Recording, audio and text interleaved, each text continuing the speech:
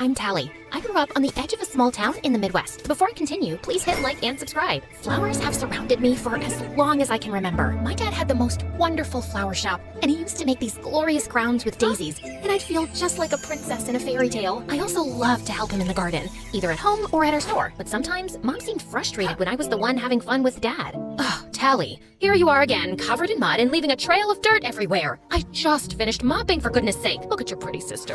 Why can't you be more like her? I knew that Mom adored my older sister Sophie for being more interested in clothes, shoes, or makeup like she was, and they loved giggling over their favorite TV shows. Sophie never liked working with plants or putting her hands in dirt. By the time I turned 12, Sophie had become popular at school. She always looked fierce and fabulous, with outfits that rivaled pop stars. I could see that boys already liked her. Even Parr, a boy in her grade who lived down the street, used to help her get off the school bus if she was wearing a dress. Yeah, you guessed it. I had a silent crush on him. He looked like a real prince, especially that time when someone made fun of me. She's so lame, she trips up the stairs. What's wrong, Tally? Lost your tally-ho? Parr reached over, took his sports kit, and threw it out the window. There's a reason to get off the bus, or we can make fun of you for losing your kit. From then on, everyone was quiet, and I only looked at him. By the time I was 15, my dad's health had started keeping him home more, and a year later, our flower shop was barely bringing in enough money for bills. Also, I dreamed of traveling to Paris, college, and everything else that cost money. I wanted to find a way, so I took my grandmother's recipe for making perfume.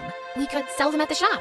Excellent idea. These could do well. But just then, Sophie picked up the vials I put so much work into and threw them in the trash hard enough to shatter. We were all taken aback. Why are you humoring her? Nobody wants Granny's cents. This will not bring even a penny. You're an idiot, Tally. Don't pay attention to her. You're doing great. I think Sophie is also right.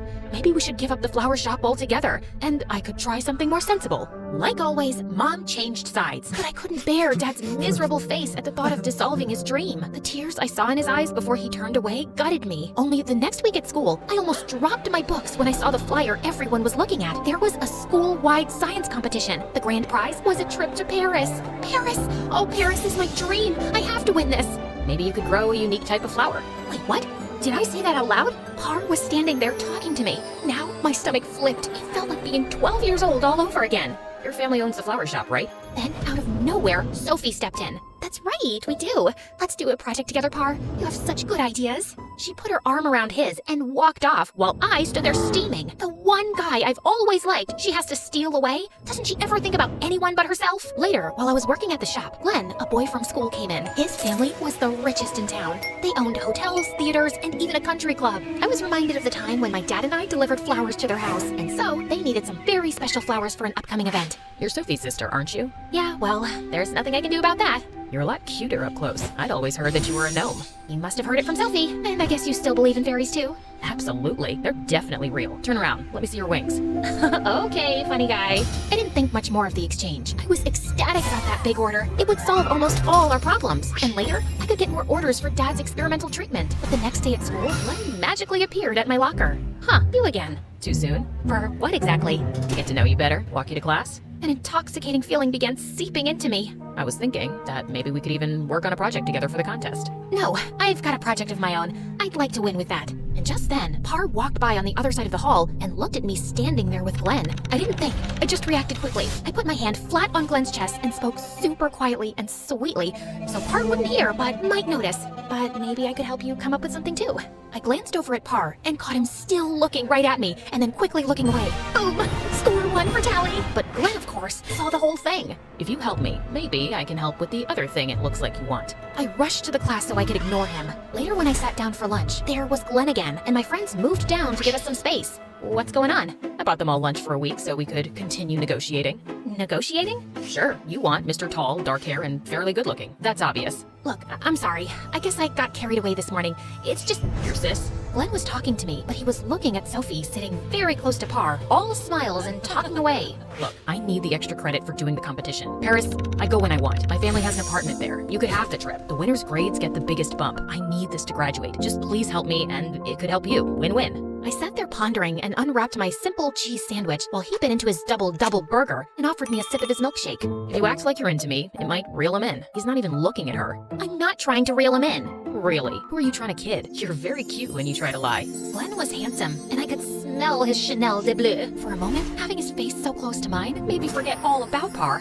I'll text you after school so we can make a plan. Glenn stood up, and the whole lunchroom saw him lean in and kiss my cheek. I mean, it could work. I could actually help him graduate, win my own project, and spark Par's jealousy to get him to admit his feelings all at once, right? The next day after dinner, Mom drove Sophie and me to the library to work with Par and Glenn. When we got there, Par opened the door and helped Sophie and me out of the car like an expert. When he took my hand, I tried to look him in the eyes, but just then, Glenn strode up. Pari, how's it going, man? Good evening, ladies. Sophie looked taken in by Glenn. Don't call me Pari.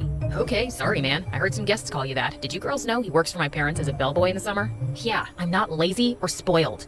Whoa. Jealousy's not a good look on anyone. Are you still sure that I hid the golf cart keys last year when you were supposed to caddy? It was just a prank for laughs. It wasn't personal. Just then, Glenn tripped and landed with his shin slamming into the sidewalk. Oh, that's gotta hurt. Sophie sounded actually concerned. I started wondering if she was into Glenn now, cause he was way more her type. What if my helping Glenn wouldn't just make Par jealous, but also push her into Glenn's arms? Wait, was that Glenn's plan all along? Whatever. I had to stay focused on my plan. The library has that World of Plants garden. Let's borrow a little aloe vera and put it on your shin right away. Have I told you you're a genius? I let Glenn lean on me, and as we walked off, I could see Par's expression change. Later that night, Sophie came into my room before I went to sleep. Hey, sorry for being kinda snippy earlier, and you're so sweet you're even helping Glenn. He seems nice. Wait, are you about to ask me to help you get to know Glenn? I mean, only if you're not into him. You're not, right? I mean, I grabbed Par for my partner because you are incredible! You want all the boys for yourself! No, Par and I have been friends since we were kids. I'm not interested in him. I just wanted to work on the project with him. Tally, I'm sorry if it seemed like I was taking him away from you that day. You don't need his brain to help yours. I do. I almost couldn't believe my ears, but Sophie was weirdly trying to be sisterly, and we started getting along better after that, which I liked. But the next week, I had another problem. The flowers that were shipped in for Glenn's order were short on lilies. Thankfully, I knew where some grew, and ironically, it was behind Par's house. Do you mind if I pick the lilies? It's for an order. It's so muddy back there, I'll help you. We practically skated. The mud was so slippery. We grabbed each other so we didn't fall, and I melted standing there with Par's warm hands holding me.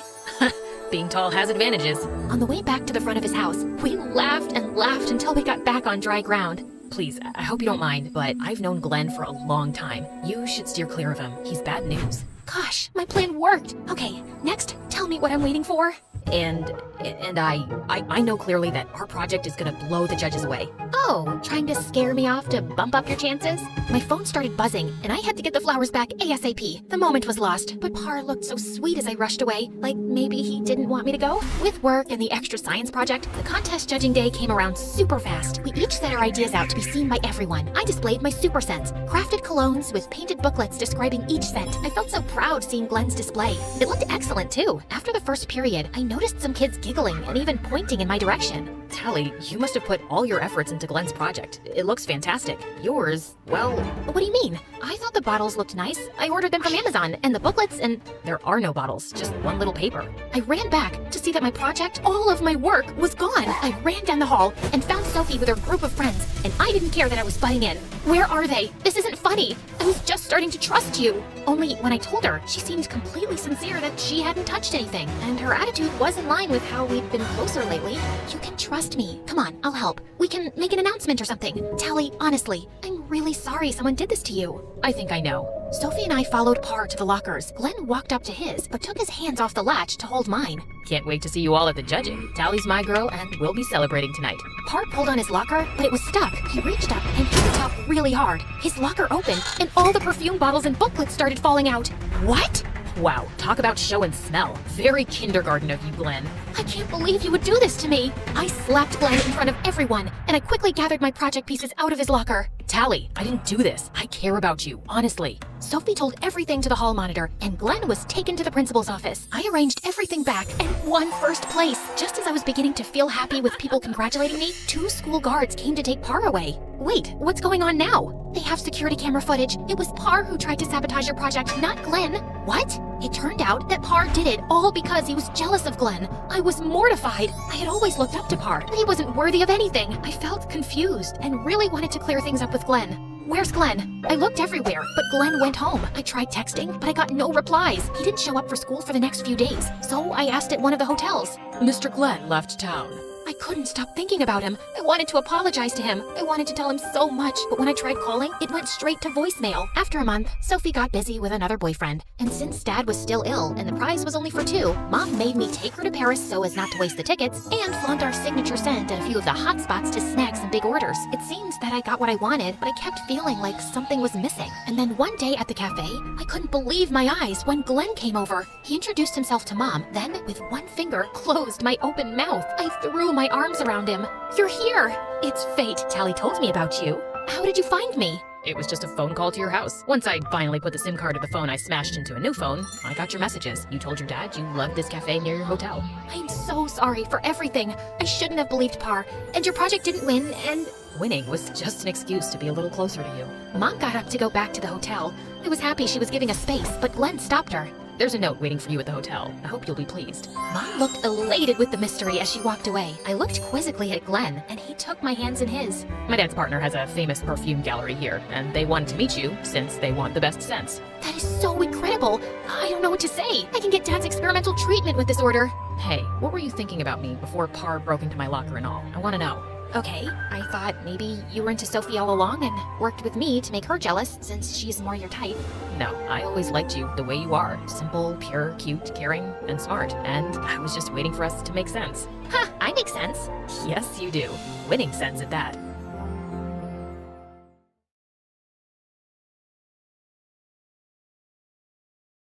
Hi, I'm Olivia from Ohio, and my crazy story will make you rethink your circle of friends. But before we get started, don't forget to like and subscribe. My mom screamed perfection. And I know what you're thinking. Every kid thinks their mom's perfect, but mine actually was. She was a successful lawyer, had won multiple awards, and everywhere she went, people would trip over their shoelaces to get a glimpse of her. Next to her, I looked like an ogre that no one noticed. People didn't even believe I was her daughter. When I was 10, Mom and I were taking a stroll in the park when this man walked up to us. I was watching you from across the park, and I have to say, you're gorgeous. Do you mind grabbing a cup of coffee? Thank you, but I'll pass. You see, I'm with my daughter. It's so sweet of you to adopt this kid and call her your daughter. Goes to show that you're more than just a pretty face. And you're a bigger moron than you look. I kicked the man hard in his shin, and he started whining like a baby. Mom apologized, dragged me back home, and gave me a big lecture on being polite. But I didn't care. All I wanted was to look pretty like Mom. So the next morning, I woke up early, took a pair of scissors, and gave myself a haircut. I thought I looked pretty amazing, until Mom saw me and screamed like a banshee. What have you done, Olivia? It's cool, right? Now I look just like you. You look like a shaved raccoon. Mom rushed me to a hairdresser who tried his best, but there was hardly anything left for him to do. The next day at school, everyone pointed and laughed at me. It was so humiliating. Things didn't change much even as I grew up. I was an A-grade student, but wasn't half as popular as the pretty girls in my school. Then one time in 9th grade, I saw this MSA video where this girl used makeup and it totally transformed her face. And I was hooked. I saw a bunch of makeup tutorials to get my look right, and when I was done, I looked like a totally different person. Mom and I had a wedding dinner to attend that night, and people couldn't stop complimenting me. Oh, you're so pretty. Like a fresh lily, just like your mother. I'd never felt so visible, and it was all because of makeup. It made me feel so pretty and confident. I got better and better, and by 16, I started my own YouTube channel where I taught makeup. One of my videos went viral overnight, and I got famous. Girls in my school flocked around me asking for makeup tricks. That eye makeup you did was flawless, Olivia. Your foundation technique is to die for. Make a TikTok with me, please. The girl pulled me into her camera's frame, but just then someone pushed her away. It was Mia, the head cheerleader and the most popular girl in school. Ew. Please don't drag Olivia into your dirty TikTok videos. She's a YouTuber. She's literally royalty. Hi, babe. You know who I am, right? Let's hang out for lunch. And by the way, cute dress. I was stunned as Mia led me to her table and introduced me to all her friends. One of them was Max, the school football captain, and my all-time crush. He pulled out a chair for me. You know, Oliver. Olivia. Potato, potato. Anyway, you know, I'm something of a YouTuber myself. I'm a fashion stylist, art curator, singer, songwriter. I do it all. I work very hard. That's amazing. My mom says hard work is the key to success. Oh no, sweetheart. I mean, I work very hard on myself. It takes effort to look so flawless. Want to go on a date with me? The most popular guy in school was asking me out on a date. So obviously I said yes. Max and I hung out a bunch of times and I was totally crushing over him. At school, I was finally in the cool league now. Mia and I went shopping, to parties, skipped school for movies. It was so much fun. But between hanging out with friends and making YouTube videos, I could hardly concentrate on my studies and failed a test. Mom found out, and she wasn't too happy. Skipping classes? Flunking tests? What's happening to you, Olivia? Relax, Mom. It's just one test. Besides, it's high school. I'm supposed to have fun. You're also supposed to be getting into college, and I don't see that happening with these grades. You're acting like a totally different person. And maybe that's not such a bad thing, since I'm tired of living under your shadow, Mom. I'm my own person, and I know how to make my own decisions. Saying that, I rushed to my room. I felt kind of bad for being so rude to Mom, but I was too mad to apologize. But Mom didn't give up, and the next day at school, she asked one of my teachers to assign me a tutor to help me with my studies. I was waiting for my tutor in the library when a really nerdy girl walked over to me. You're Olivia, and Grace, your tutor. Let's start. Grace pulled up a chair, and I couldn't help noticing her mismatched shoes. Yeah, I know my shoes don't match. It's just the other one was wet and I was in a hurry. And before you ask me, yes, I only own 2 pairs of shoes because that's all you need. Now, let's start with science. Grace and I worked all afternoon, and I could tell she was really smart. We were just wrapping up when Mia showed up with Max. OMG, this is your tutor? Where did you get that dress? It looks like it was made out of your grandma's curtains. Wow, what a cool guess. She was giving her curtains away to Goodwill. I told her I could get a use out of them for another 10 years. You're such a dork, man. Right, Olivia? Yeah, totally. I shamefully joined in as Mia and her friends made fun of Grace. I thought Grace would act out and throw a book at us or something, but she simply smiled and walked away. Later that day during gym, everyone was in the pool while I just sat outside and reflected on how I'd behaved with Grace. She was trying to help me, and I'd been a jerk to her. I was lost in my thoughts when Max walked up to me. You're not coming in? No, I'm scared of water. Oh, don't be a scaredy cat. Saying that, Max started pulling me into the water. I wasn't ready for him to see me without my makeup on, so I started pulling away. But he just laughed and splashed water on me. My heart started beating faster, and I was about to pass out when Grace came to my rescue. Let her go, you moron. Grace took me to the bathroom as I tried catching my breath and shoved a paper bag into my hands.